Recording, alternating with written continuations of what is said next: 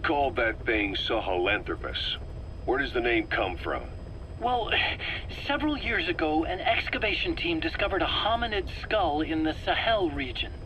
Central Africa. The Southern Sahara. Cypher gave the specimen the name Sahelanthropus, Man of Sahel. And then they covered the whole thing up. Why? They probably wanted to monopolize information about human evolution to have a head start in their genetic research. At least, until they had an idea of what they'd found. It was that big of a discovery, huh? Sahelanthropus was a gracile hominid, estimated to have lived about 7 million years ago. What's significant about it is how its skull's foramen magnum faces down. In other words, its spinal column supported its head from underneath. It stood upright. Right. Which would mean Sahelanthropus walked upright 3 million years before Australopithecus, making it the world's oldest human species. Walking upright. I get it. Hence the name Sahelanthropus for your machine. Walking upright was the decisive difference between our ancestors and other anthropoids. Our brains could get heavier once they were supported by the spinal column. That led to the use of tools and the development of complex communication through language. Only man is capable of this. My creation will be the progenitor of all bipedal weapon platforms. And you did this for Cypher? No, not at all. Sahelanthropus is the best proof that I never betrayed you guys. What do you mean?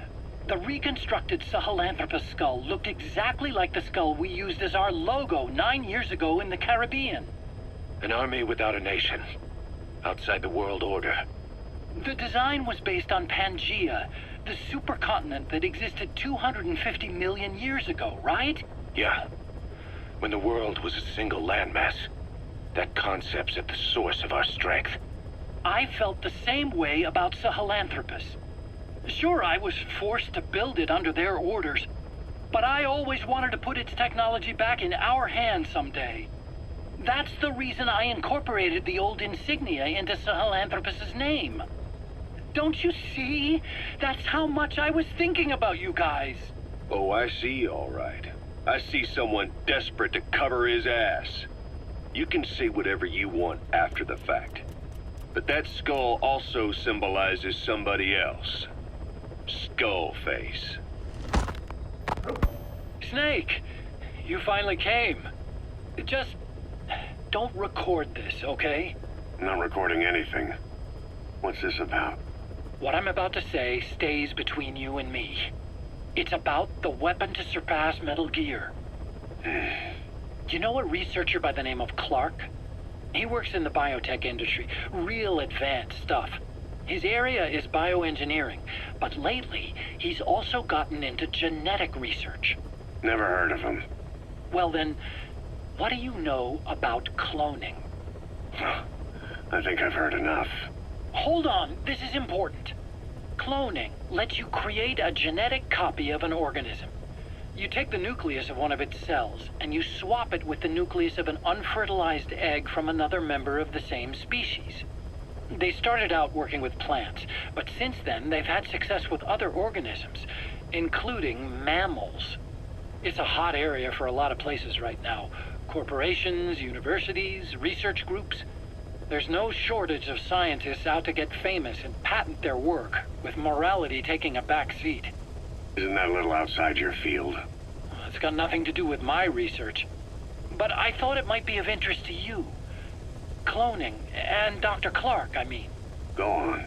Now, this is really highly classified stuff. But I've heard that an American biotech company has successfully cloned a human being. What's more, it happened over 10 years ago. And the researcher behind it was Dr. Clark. You've really never heard of him? I don't meet many doctors. This Dr. Clark is a complete ghost, even to others in his field. His age, where he comes from, that might not be his real name. And I can't even say for sure he's a he. Clark's employer, ATGC, its company motto is embracing your hopes, preserving talent. What does this have to do with me? Cypher. Dr. Clark works for ATGC, and they have connections to DARPA. Cypher couldn't function without the communications network DARPA's built. Meaning, Cypher has to be a part of the Pentagon. Or at least, the two are joined at the hip. DARPA is a driving force behind human cloning. It's a pretty high priority project for them. And this Dr. Clark, some say he's a pivotal player in Cypher. But that's not all. Every cell nucleus in an organism contains the genetic information for that organism.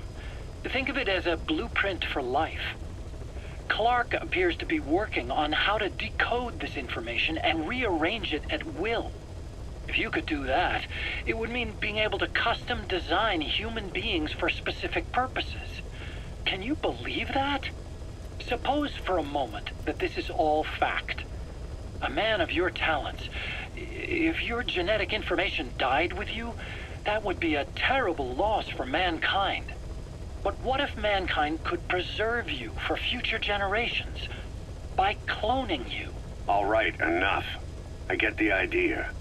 Look, I know it's inductive reasoning, but this weapon to surpass Metal Gear they're developing in Africa, I believe it's something that uses this new technology. Speaking as a fellow scientist, it chills me to the bone. That's rich coming from you. If genes serve as our blueprint, then I wonder if they include an impulse that drives us to tweak the design. Can you imagine that? Genes, encoded with information that wants its children to decode it. Is life itself putting the direction of our next evolution in the hands of scientists? I guess it would take some real arrogance to believe that. And yet, it could be what Cypher's after. I think you're barking up the wrong tree. But that was an interesting story. It'd make a good movie. You have to believe me. Where'd you hear all this anyway? Where? I just overheard it in bits and pieces while I was forced to do that research for them. Right. Wait a minute. Look, I want to help you. I want to be of service here. I'm risking my life with this. Is that so? Maybe it's time we brought someone else into the conversation. No, not him. Not Ocelot. You can't do this.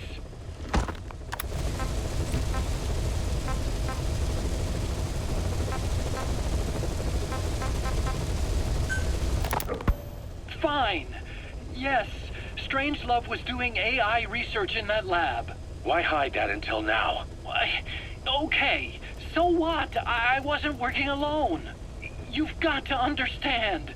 You do understand, right? I didn't want to drag her into this. It's my load to bear, alone. So you didn't create the AI intended to drive Sahelanthropus. It was Strangelove. Skullface was never in favor of AI control. So naturally they argued. Strangelove, she got him angry and he killed her. How? You didn't see it? So you found her inside that pod after the fact. And you just left her body to rot in there. Or perhaps you put her in there afterward. I asked him not to take her away from me. So she was killed by Skullface, but you asked nicely, and he put her body in the AI pod for you. That's right. Pathetic. You know, we have another idea. That you killed her. Me? I couldn't kill her. You killed her and locked her body in the pod. I wouldn't. Don't treat me like one of you. I can't just kill anyone whenever I feel like it. I'm a normal human being. Oh, I see. So you just shut her inside and waited for her to die. I would never do that. What, you mean she killed herself? Yes. She climbed inside that pod and shut the door. It can't be opened from the outside. It was suicide. Suicide, I said. She killed herself. She got in when I wasn't looking and suffocated. She'd often try to do things like that. By the time I realized and opened the door, she wasn't breathing. I got scared and shut the pod again. I couldn't bring myself to open it back up. That's right. Me? Kill her? What is wrong with you? I see. Just tell me one more thing. Haven't you gotten enough today? Okay, I see it's a painful memory. You don't have to answer, just listen to the question. You see, we examined her remains. She had a scar on her lower abdomen, a surgical scar. It had been stitched up and had fully healed, meaning it was long before her death. She had a child, didn't she? Your child. Where's the kid? How should I know? So there is a child. I've never seen his face. What do you take us for? They took it all. Even my child. I didn't even know he'd been born. I lost everything. How old would he be? It's 4 years since then. And you know it's a boy. Strangelove said so. And his name? We called him Hal, even though I never saw his face.